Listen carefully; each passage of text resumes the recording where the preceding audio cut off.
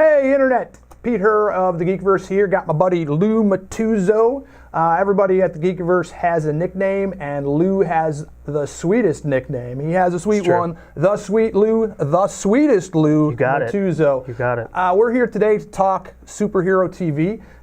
This week is the return of all of the CW shows, and we're excited about that. Lou, if you're not following along yet, you should be. Lou's our guy. He can talk the Flareoverse with anybody, and does some nice stuff. He's writing our ranked articles that come out every Friday-ish, and check him out. There's some really good stuff there. Adam will toss the link in the description down below.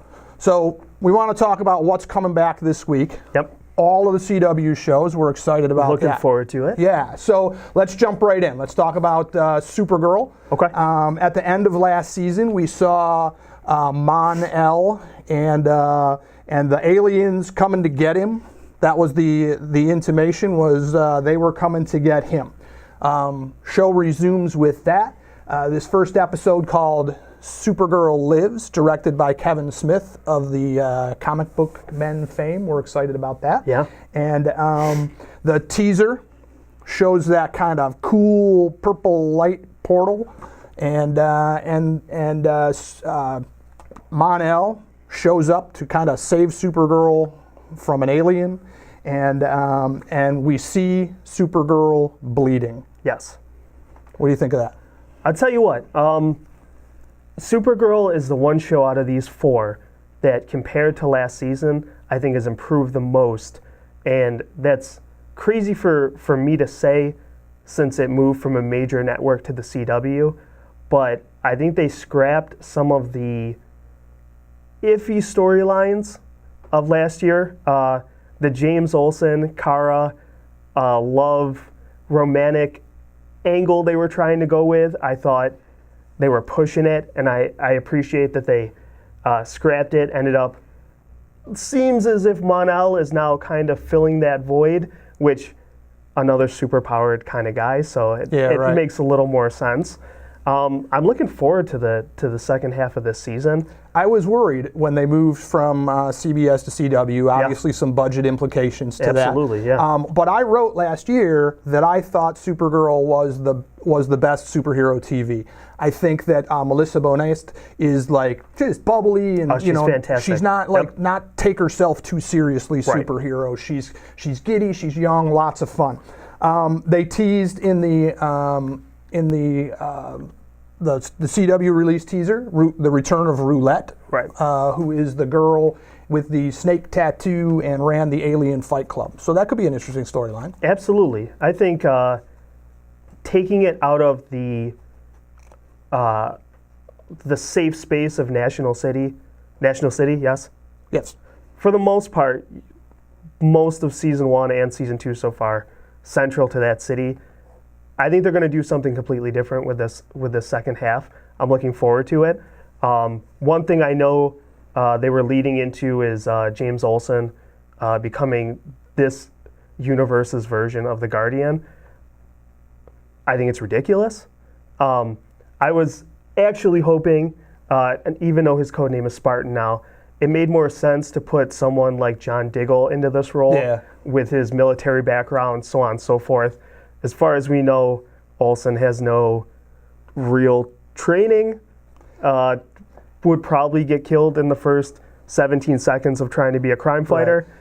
And it's hard to move from Jimmy Olsen to James Olsen, the thing. Yes. So, all right, let's move on to The Flash. At the end of last season, Barry ends up doing something a little different, ends up in the future instead of the past. Yes. Sees a very bad moment where Savitar kills Iris. Yes. What's your thoughts on that?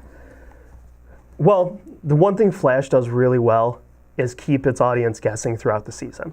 So, yes, we see Iris murdered by Savitar, but we know going into the second half of the season, it's not going to play out in that exact same way. Something's going to happen. Something's going to be twisted and turned, and we know that Barry, for the most part, has learned his lesson with time travel.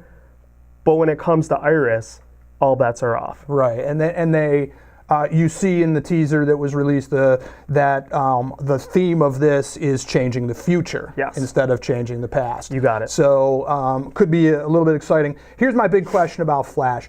This season is the Flashpoint story arc.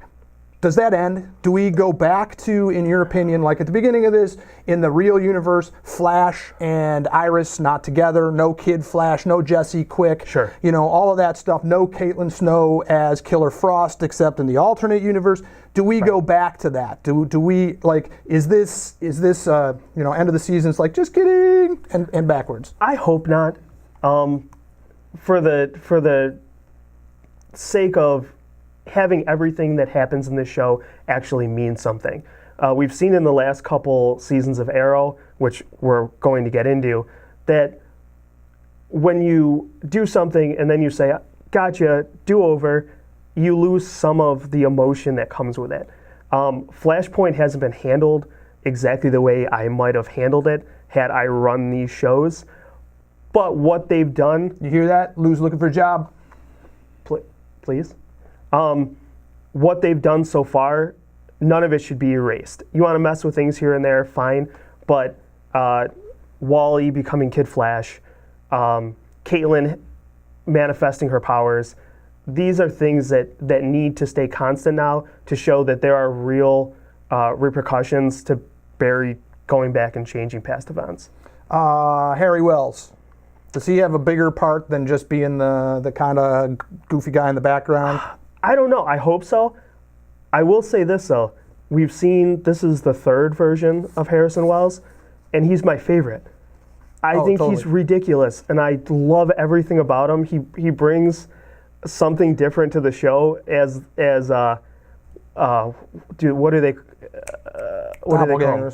Yeah, like he is just something, and I'll tell you what, Tom Cavanaugh, to be able to play each season in a different way. I hope we get a new Harrison Wells next season. There's a lot of people on the internet that are probably right now like clicking off because they hate that whole thing, but I think Tom Cavanaugh's such a good actor, and I'm having so much fun with him being a different character every season, different character of the same thing. So. All right, let's move on to Legends of Tomorrow. And I moved on to this one because Legends is now going to a new night. It'll be on Tuesdays at 9 p.m. right after Flash. So that should give it a nice, I think maybe it probably, in my estimation, had the least viewership. And maybe what they're trying to do is give it a nice lead-in so that it's got the Flash, and then people will just stay there. Ends with Rip Hunter as movie director. We also saw in the end there Eobard Thawne and Damien Dark and Malcolm Merlin together, kind of now they're starting to coalesce around this legion of bad guys kind of thing. The teaser shows Jackson and Sarah talking about going to save Rip. Felt like we lost him twice and they want to go after him. And then right after that, I caught an episode of CW Fan Fest, which is a great show if you get a chance to watch it every once in a while.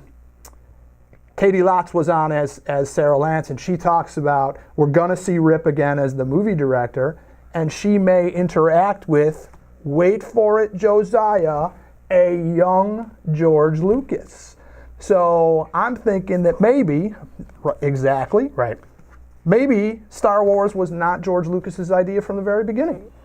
You know what? If they do something along those lines, a nice little fun tie-in to another ginormous staple of geek culture, I'm all for it. I think it's a fun thing.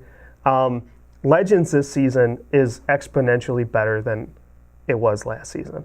I think I watched the finale of last season 3 months after it aired because I didn't care at the end of it.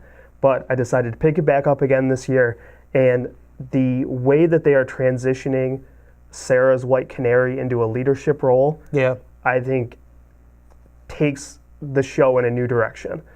And I miss Leonard Snart. I do miss that. Well, we talked a little bit about the Legion of Doom coming together. Now, I had read somewhere that Leonard Snart is going to be the fourth member of that crew with Reverse Flash, Damien Dark, Malcolm Merlin. I think you're underutilizing a key character there. Key character and a good actor. Absolutely. So. All right, Arrow. this is your baby. Yeah. End of the season, we had Evelyn Sharp and Prometheus. They have teamed up clearly. She's the traitor in the group.